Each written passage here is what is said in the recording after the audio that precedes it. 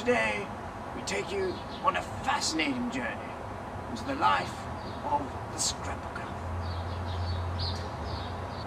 We have been fortunate enough to capture some rare footage in the scrapbooker's habitat.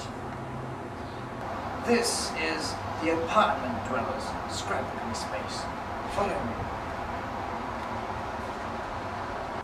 Now, the scrapbooker is not home, so we have a rare opportunity to look deeply into their space.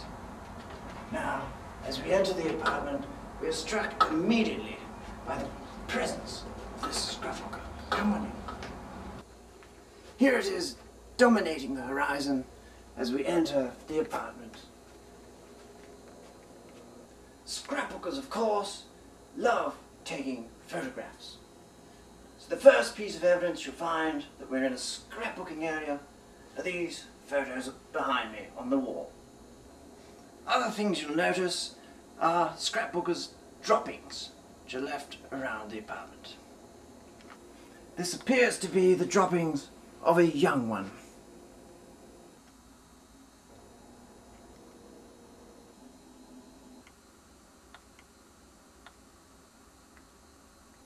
Even sleeping areas are not sacred in a scrapbooker's home.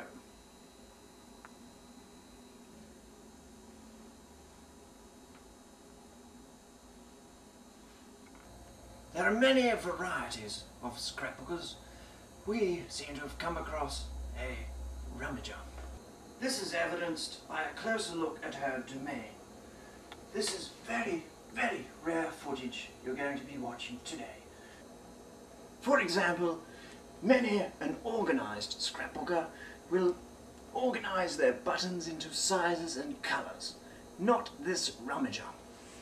She has placed all buttons in a single container, thereby having to resort to old instincts of digging to retrieve the desired button. What I am demonstrating now is the stand-up scrapbooker's stance. Here is the working area, and near at hand are objects of most importance. For example, adhesives, easily grabbed from these baskets. Stamps, again in a rummaging, ordered chaos fashion. These, I believe, are known as favourites. New favourites, which are likely to catch the eye of the scrapbooker as she works, and will be retrieved and used when appropriate. We have in this area a strange mix of new and old. Here, the scrapbooker relies on new machinery to do her stitchery, which will appear on many of her pages. The paint collection, again easily accessible to the scrapbooker, a mere 180-degree turn, and she can reach for whichever paint tickles her fancy.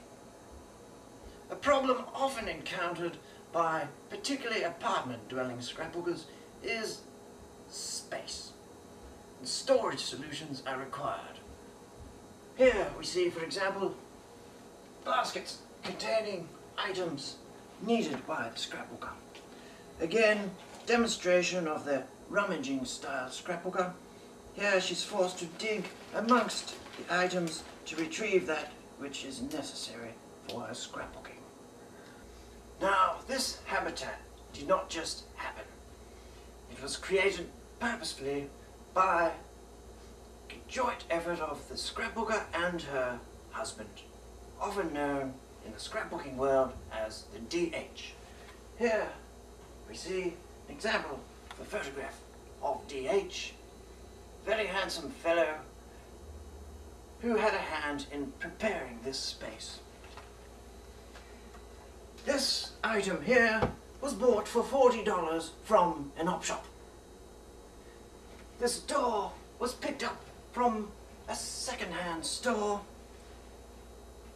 This twig was found outdoors, presumably, and is used to hang all types of ribbon. The carpentry, you see, came to a total cost of $100 from a local hardware store, was prepared, cut and assembled by DH. This nifty storage compartment holds albums. Work that has already been created is stored in these albums. Larger, bulkier amounts of scrapbooking supplies are often stored closer to the ground. Now, the scrapbooker takes on a primal position, such as this, rarely seen on camera, where she will be able to again dig through baskets such as these to remove needed items. At the same time, creative juices are flowing through the body as it takes this primal position. Scrapbookers, of course, need wet areas, and they need to be near at hand. This must be taken into consideration when building the scrapbook area, and here we are, a wet area. As a result, in amongst the dishes and other normal kitchen items will be items such as these, stored close to the wet area, where these items may be washed and cleaned, or just left to soak for DH to come home and clear up. Paper storage goes through a metamorphosis. Newer papers are stored in this haphazard fashion here until they are later organized into files and folders such as these. Next door we see another organization system. We have stamps, rub-ons and other ephemera. For example, here are some stickers. By opening and simply flicking through, one can see exactly what may be needed for the task.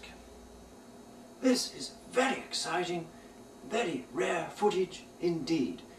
We are about to see the young at work in her scrapbooking habitat.